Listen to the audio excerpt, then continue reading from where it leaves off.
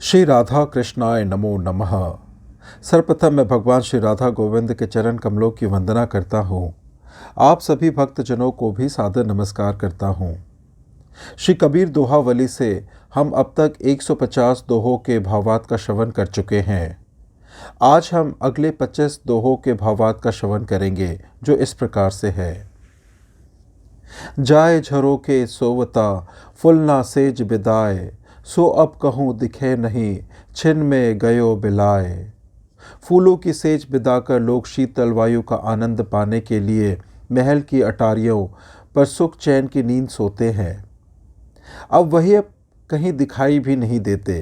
काल ने उन सभी को नष्ट कर दिया। हे मानव, बीते हुए समय का ध्यान करके सचेत हो जा, अन्यथा तू भी उन्हीं लोगों की तरह एक दिन नष्ट हो जाएगा। अपने कल्याण का उपाय कर। मनुआ तू क्यों बावरा, तेरी सुध क्यों खोए, मौत आया सिर पर खड़ी, ढलते बेर न होए। हे मन, तू बावला क्यों हो गया, तेरी बुद्धि कहाँ गई जो तुझे होश नहीं है। मौत तेरे सिर पर खड़ी है, तेरा शरीर नष्ट होने में तनिक भी देर नहीं है। क्रोध अग्नि घर घर बढ़ी, जले सकल संसार, दीन लीन निज भक्त को जिनके निकट उबार। क्रोध की अग्नि की ज्वाला हर घर में दहक रही है। इस क्रोध की ज्वाला में सारा संसार जल रहा है, किंतु जो विनयशील है, नम्र होकर भक्ति में लीन है, उनका सत्संग से उद्धार है। अग्नि से बचने का एकमात्र यही एक मार्ग है।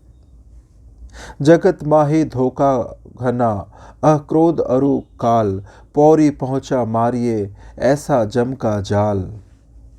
अहंकार, क्रोध और काल की कल्पना से संसार के अधिकतर लोग धोखा खाते हैं। यह एक प्रकार से मृत्यु के समान है। इसे अपने द्वार पर पहुंचते ही मार डालना चाहिए, अर्थात अहंकार, क्रोध, लोभ आदि से सावधान रहकर जीवन यापन करें, क्योंकि ये प्राणी के बहुत बड़े शत्रु हैं, जो इनके अंदर रहकर उन्हीं का नाश करते हैं। दास कहावन कठिन है, मैं दासन का दास, अब तो ऐसा होए रहो पाँव तले की घास। दास कहलाना बहुत कठिन है, क्योंकि दास कहलाने के लिए बहुत ही विनम्र होना पड़ता है। और मैं दासों का दास हूँ, अर्थात जो दास है मैं उनका दास हूँ। अब मैं ऐसा अहंकार रहित बनकर रहूँगा जैसे पैर के नीचे की घास। नाम भजो मन बसी करो, यही बात है तंत, काहे को पढ़ी पची मरो, कोटिन ज्ञान गिरंथ। अपने मन को पूर्ण रूप में अपने वश में करके, अर्थात मन पर संयम करके सद्गुरु स्वामी के नाम भजन सुमिरन करो। करोड़ों ज्ञान पढ़ पढ़ कर क्यों मरे जा रहे हो। इन सब में सारे ज्ञान भगवान का सुमिरन ही है। अति हट मत कर बावरे, हट से बात न होए, जो जो भजे कामरी, त्यों तू भारी होए। अरे बावले, अधिक हट मत कर। अधिक हट करने से बात नहीं बनती, बल्कि बिगड़ने की संभावना अधिक बलवान हो जाती है। जिस तरह लगातार भीगने से कंबल क्षण प्रतिक्षण भारी होता चला जाता है, अतः सज्जन लोगों के वचनों को स्वीकार कर लेना चाहिए, इसी में कल्याण है।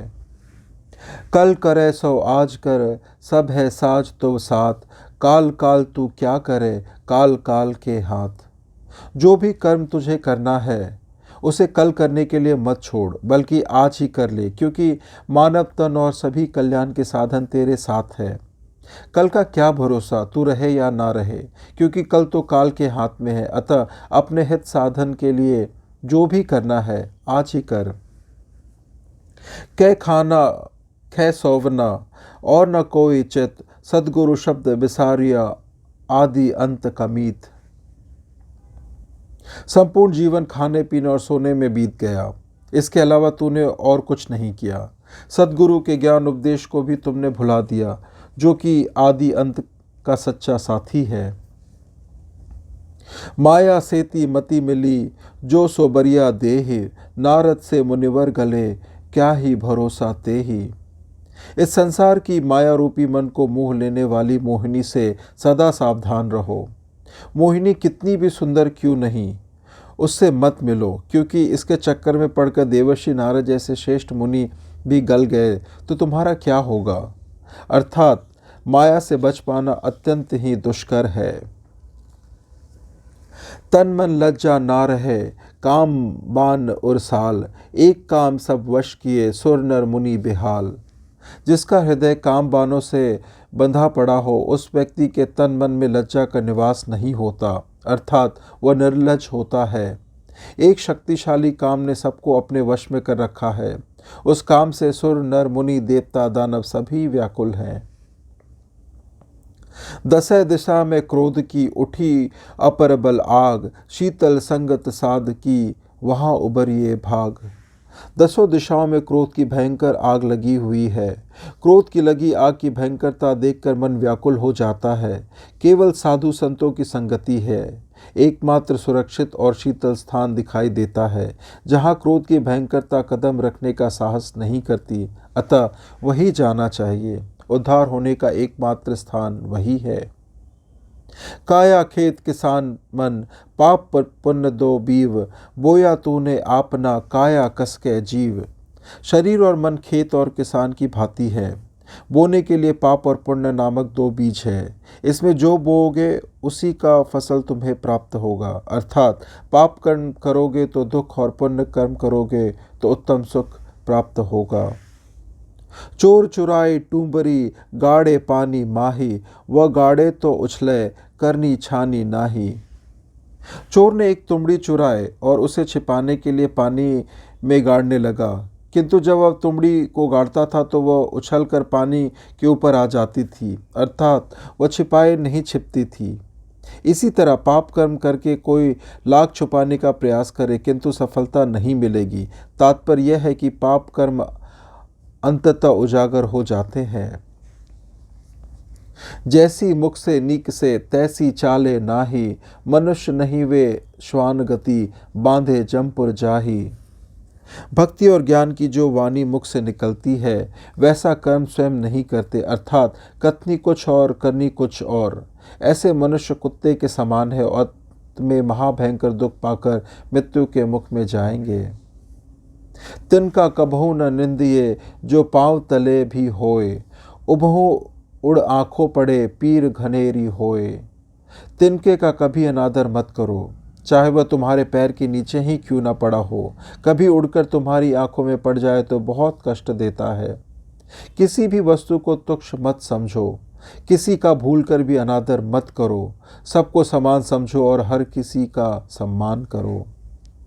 लूट सके तो लूट ले, संत नाम ही लूट, पीछे फिर पछताओगे, प्राण जाहे जब छूट।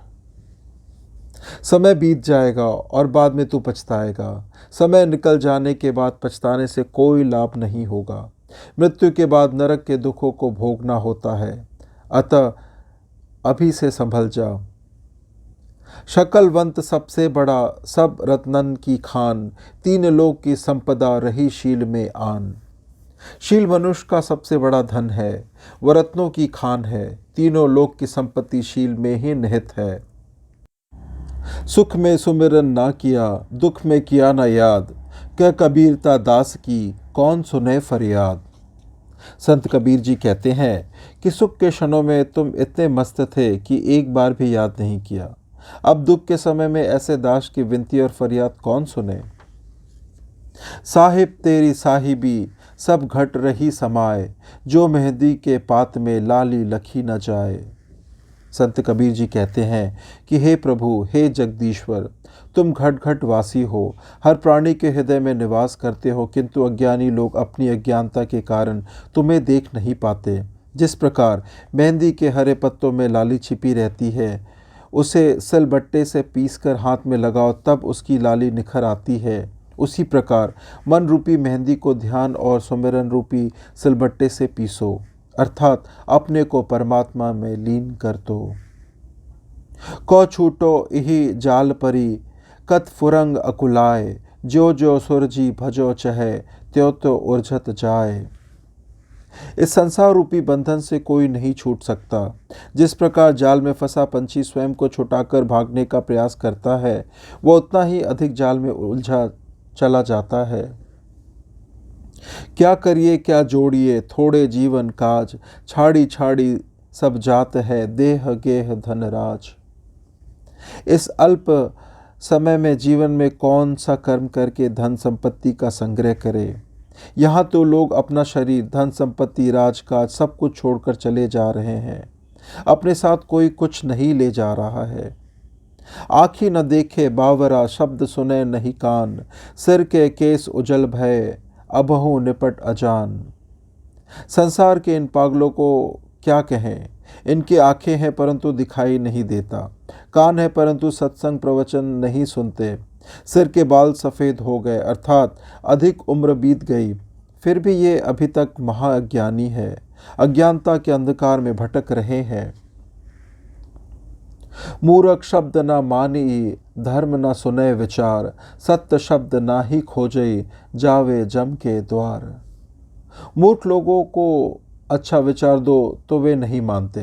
धर्म विचार, पूजा पाठ, ध्यान भजन करने को कहो तो वह तनिक भी ध्यान नहीं करता और पूर्वतः विषय भोगों में लिप्त रहता है। ऐसे लोग मरने के बाद यमदूतों द्वारा अधिक दुख पाते हैं। एक दिन ऐसा होएगा, कोई काहू का नाही, घर की नारी को कहे तन की नारी जाही। एक समय ऐसा आएगा, यहाँ कोई किसी का नहीं रहेगा। घर में रहने वाली स्त्री की बात ही क्या, अपने शरीर की नाड़ियाँ भी अपना साथ छोड़ देगी। अतः हे प्राणी, तू मोह के जाल में मत फंस। इस प्रकार से श्री कबीर दोहावली से आज के दोहों के भावार्थ की संपन्नता होती है। श्रवण करने के लिए और अपना बहुमूल्य समय देने के लिए धन्यवाद। श्री राधा कृष्णाय नमो नमः।